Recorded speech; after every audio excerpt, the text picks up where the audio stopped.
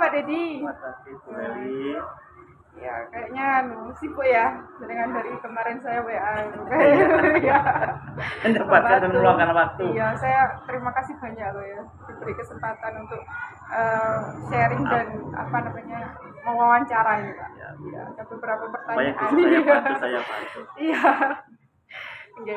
Jenengan selama jadi kepala sekolah kira-kira ya kan biasanya itu ada beberapa kayak permasalahan di sekolah. Permasalahan itu pasti jenengan harus memberikan sebuah keputusan gitu ya Pak. Gitu ya. Nah, permasalahan itu macam-macam Pak Didi. Mungkin nanti ada beberapa opsi keputusan yang akan jenengan ambil. Bisa saja itu ada dua opsi, benar lawan benar atau benar lawan salah. Nah, jenengan bisa nggak kira-kira mengidentifikasi itu permasalahannya yang mana? Oh iya bisa. Jadi kalau ada kasus biasanya saya melihatnya tidak langsung mengambil keputusan dan bereaksi, tapi saya merenungkan dulu bagaimana kasus ini bisa terjadi, awal mula kasus ini terjadi itu seperti apa. Jadi saya mencari sumber permasalahan kasus yang terjadi, baru bisa saya mengidentifikasi, oh saya harus mengambil tindakan seperti ini. Gitu. Artinya kalau ada beberapa opsi benar lawan salah, jelas dengan mengambil yang benar. Nah ini pertanyaan kalau benar lawan benar ya kan susah ya. Akhirnya membuat dilema gitu lah ya Pak. Jadi ya, lah bagaimana jenengan memberikan kebijakan terhadap permasalahan yang nanti opsinya kalau saya milih ini ya benar, kalau milih ini benar lah kayak gitu loh Pak. Terima kasih. Biasanya kalau seperti itu ya saya mengambil keputusan yang paling benar. Tapi seringkali kalau saya tidak bisa berpikir, saya minta pertimbangan ke Wakasek saya rapat khusus untuk masalah ini, bagaimana saya juga mengefektifkan yang ada di sini untuk mengambil itu. Artinya di sini jenengan mengedepankan komunikasi dan kolaborasi ya. Oh iya betul sekali. Jadi jenengan tidak sendiri gitu kan, sebagai kepala sekolah harus mengikutkan beberapa teman-teman khususnya di Waka. Kira-kira setelah itu ada langkah-langkah khusus lagi nggak Pak Dedi untuk mengambil keputusan selain mungkin dengan Waka? Setelah dengan Waka biasanya saya dengarkan apa yang mereka usulkan, baru kami nanti mengambil langkah dan sikap itu sesuai dengan apa yang telah diputuskan. Jadi kami berdiskusi bersama, mendengarkan masukan-masukan dari beberapa teman Wakasek itu, lalu nanti kami melangkah proses berikutnya sesuai dengan prosedur masing-masing. Tapi biasanya kami kalau ada masalah itu bagi tugas, Pak ini tolong seperti ini, ini seperti ini, karena nanti komunikasikan dan kami harus berkumpul kembali bagaimana perkembangan kasus yang telah ditangani oleh Bapak Ibu atau Bapak Ibu Wakasek bantu saya. Yang jenengan sama Wakasek. Kira-kira menurut Bapak Dedi perlu nggak sih ada guru yang ikut terlibat dalam pengambilan keputusan ini? Biasanya kalau saya juga melibatkan wali kelas juga, tapi tidak langsung ke Wakasek, tapi saya juga dengarkan wali kelas yang memang selama ini mendampingi proses pembelajaran anak yang di kelas, kan juga wali kelas berperan juga. Ada guru BP juga. Oh, guru BP? BP. Oh ya, guru PK. Baik, oke. Jadi berarti intinya Bapak Dedi itu ya mengambil langkah-langkah yaitu mengajak rekan Waka dan khususnya guru ya tergantung mungkin permasalahannya untuk menyelesaikan permasalahan yang dihadapi. Itu menurut jenengan efektif nggak sih? Efektif ya. Yang pasti kan kita bagaimana proses dalam pendampingan anak itu sehingga keputusan yang kita ambil nanti tidak merugikan sekolah, juga tidak merugikan anak-anak peserta didik kita. Bagaimana kita bisa mengambil keputusan sekali lagi tidak merugikan sekolah ataupun terutama untuk anak-anak. Tidak merugikan sekolah dan anak-anak.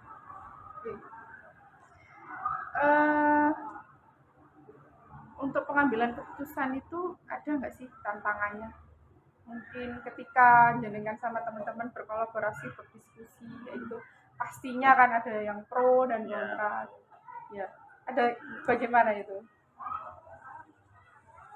Kalau ada pro dan kontra, biasanya ya saya harus mengambil sikap sesuai dengan apa yang saya yakini itu benar, maka saya harus mengambil keputusan. Dan biasanya saya juga masih berkonsultasi juga dengan instruktur kepala sekolah yang saya gantikan, dan kebetulan beliau juga masih mengajar di sini, maka saya juga sering berkomunikasi dengan beliau untuk beberapa hal yang memang saya harus minta. Berarti di sini ada seorang panutan atau Siap. idola ya, berarti ya, yaitu suster gitu Iya. ya. Pengambilan keputusan tadi. Oh iya. Nah, kira-kira nih Pak Dedi, ketika ada permasalahan gitu ya, menurut jenengan apa harus saat itu langsung diselesaikan atau perlu waktu nih? Melihat kasusnya itu.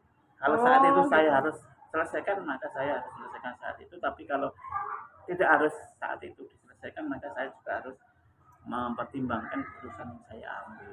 Kalau saya mengambil keputusan saat itu saya harus mengambil keputusan saat peristiwa itu terjadi. Tapi kalau tidak, maka ya saya harus memending keputusan yang saya ambil. Ya, karena mungkin butuh untuk ngobrol dengan wakil Iya. tadi dan perlu waktu gitu ya. Oh, iya.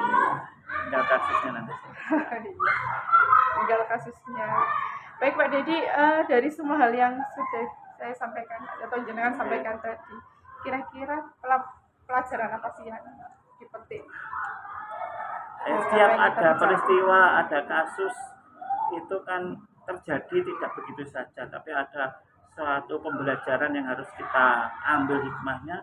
Bagaimana kita nanti suatu saat tentunya juga akan ada masalah yang hampir sama ataupun bahkan sama, maka kita juga harus bisa siap mengambil keputusan setelah kita ambil. Jadi saya yakini itu, jadi dalam setiap peristiwa itu kan tidak terjadi suatu kebetulan, tapi ada rencana Tuhan yang ya, Sangat bermakna harus kita sekali pelajari. refleksi ini yang terakhir ini, bagus sekali kesimpulannya.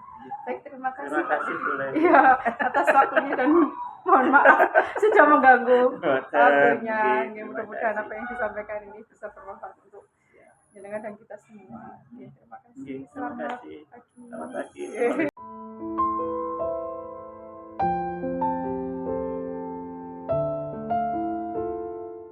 Terima kasih Bapak Edi Kuswanto. Hari ini saya mohon izin untuk meminta Bapak untuk melakukan wawancara dengan kami sebagai guru penggerak. Di sini ada beberapa pertanyaan yang ingin kami tanyakan ke Bapak selaku kepala sekolah, dan tentunya salah satunya adalah penentu sebuah kebijakan, penentu sebuah keputusan dari segala permasalahan di sekolah. Nah, pertanyaan ini ada 8 macam. Yang pertama adalah pertanyaan, selama ini ya Bapak ya, bagaimana Anda, Bapak sendiri, dapat mengidentifikasi kasus-kasus yang merupakan dilema etika atau rujukan moral? Terima kasih Bu kesempatannya makan wawancara di sini, kurang keras Bu. Ya, kasus-kasus dilema etika yang biasa terjadi di sekolah kami itu ya sebenarnya banyak sekali. Terus dalam mengidentifikasi kasus-kasus dilema itu, yang pertama ya kami melakukan mungkin dengan teman-teman dewan guru semuanya, kita mengadakan seperti meeting atau rapat. Misalkan ada dua permasalahan, jadi tidak hanya saya sebagai penentu kebijakan ya langsung saya tetapkan bahwa keputusan ini tidak, tapi saya harus melakukan dulu dengan dewan guru untuk dirapatkan atau didiskusikan kira-kira manakah yang lebih baik ataupun lebih urgent, lebih penting ya dari dua permasalahan tersebut.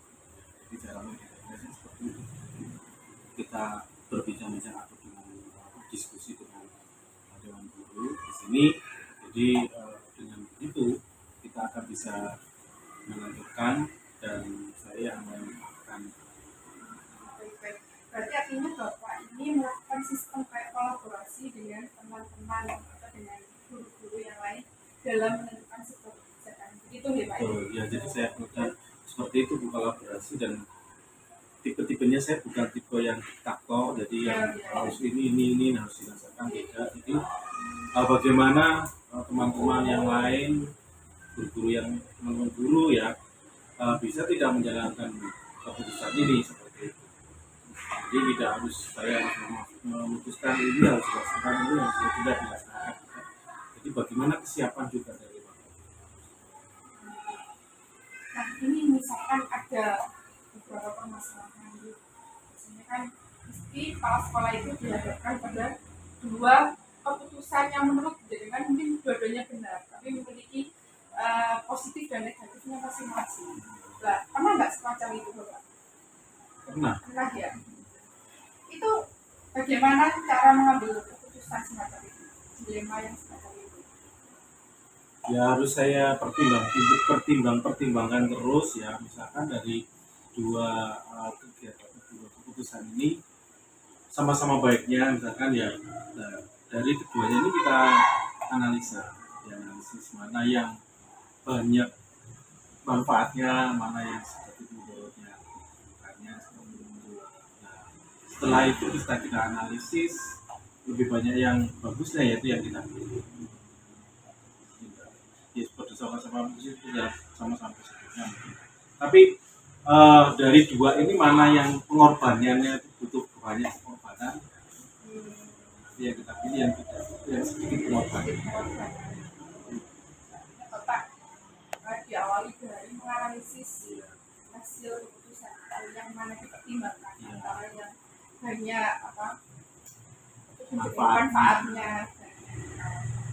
Setelah itu bagaimana dengan kolaborasinya nanti ditaruh di mana dengan tadi jawab di awal dengan teman-teman itu. Setelah itu, nah dari analisa itu kan juga kita bersama-sama gitu bersama dewan guru juga menganalisis. Jadi teman-teman saya berikan waktu untuk memilih dua kegiatan ini sama-sama baiknya, misalkan dengan adanya peringatan Maulid Nabi dengan satunya adalah pelaksanaan Olimpiade kan sama-sama baik. Jadi dari kedua itu mana yang lebih berefek dengan anak-anak? Kita pilih yang mana? Kita sama-sama ini yang satu agama, yang satunya eksak ya, duniawi ya, tidak ada pengetahuan umum ya. Dan dua-duanya kan harus seimbang kalau di sini ya, di sekolah kami itu harus seimbang antara pengetahuan umum dan pengetahuan agama itu harus seimbang. Jadi tidak lebih berat agamanya meskipun kita sekolah agama. Jadi tidak lebih berat agamanya ataupun lebih berat agamanya, tapi dua-duanya berjalan.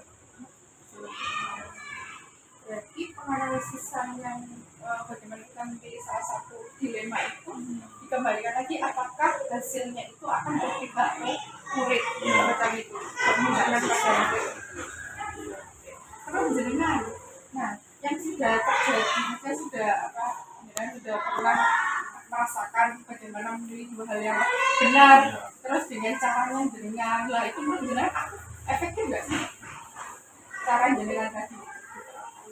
Ya kalau menurut saya efektif karena bukan karena pilihan saya sendiri tapi pilihan teman-teman semuanya, jadi kolaborasi dengan guru semuanya baik guru agama dan guru umum. Dari dua pilihan itu mana yang kita dahulukan, misalkan olimpiadanya Pak yang karena ini tidak bisa ditunda, kalau peringatan mau kita tunda lain kali kan bisa. Apa jenengan nih dalam hal mengajak teman-teman untuk berkolaborasi dalam penentuan keputusan ini ada nggak sih tantangannya?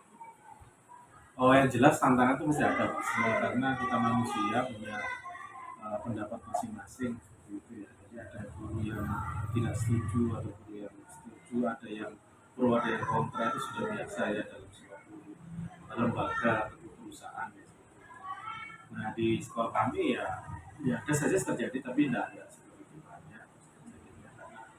ya kita juga sendiri tidak terlalu banyak orangnya. Jadi tetap saja ada tantangan. Yang pertama memang butuh ketelatenan juga ya, dalam memutuskan sesuatu itu agar nantinya itu jadi yang baik. Ya, usah bisu dan sebagainya. Ini ada pertanyaan lagi. Ini ya. Nah, dengan itu apakah langsung menyelesaikan di tempat atau memiliki sebuah jadwal untuk menyelesaikannya? Kalau menurut saya sih perlu dijadwal. Kita ada boleh bisa bisnis tetapi saya tidak boleh bisa dalam memberikan keputusan. Jadi memang butuh jadwal rapat dengan teman-teman staf atau kemudian dewan guru. Kita harus menjadwal. Jadi nggak harus saya hari ini juga kita putuskan. Memang perlu Tata kala itu jadwal. Tata kala. Jadi harus ada jadwal ya, biar nggak bisa bisu iya, dalam karena ini dua-duanya sama-sama baik ya. Kecuali satu baik satu buruk kan jelas ya. Ya jelas. Iya. Ini namanya bujukan moral Pak. Kalau satu buruk satu jelas. Oh itu bujukan moral lah. Oh iya. Istilahnya gitu. Ada istilah bujukan moral, tata kala gitu. Nah, pertanyaan selanjutnya ya Pak. Ya, kan dua pertanyaan. Terus jenengan itu adakah seseorang atau faktor-faktor yang selama ini mempermudah atau membantu Anda dalam pengambilan keputusan ini di luar teman-teman dulu? Ya jelas ada. Pimpinan saya, ya yayasan. Karena segala sesuatu itu dalam saya memutuskan setelah kita diskusikan dengan dewan guru, staf itu saya laporannya juga langsung ke pimpinan yayasan. Jadi bagaimana Bapak Ketua Yayasan kami ini setuju nggak dengan keputusan kami seperti ini. Jadi karena kita semuanya masih dipantau seperti itu, tidak perlu semuanya. Oke, ini pertanyaan terakhir nih Pak. Iya. Refleksi. Kan masih ada waktu. Oh iya. Nah, dari semua hal yang sudah kayak disampaikan ya, pelajaran apa yang menurut Bapak itu bisa dipetik dari pengalaman mengambil keputusan? Ulang kok nanya. Ono arek waktu suaranya banter. Ulang kok nih pertanyaannya. Oke, ini pertanyaan terakhir ya Bapak ya.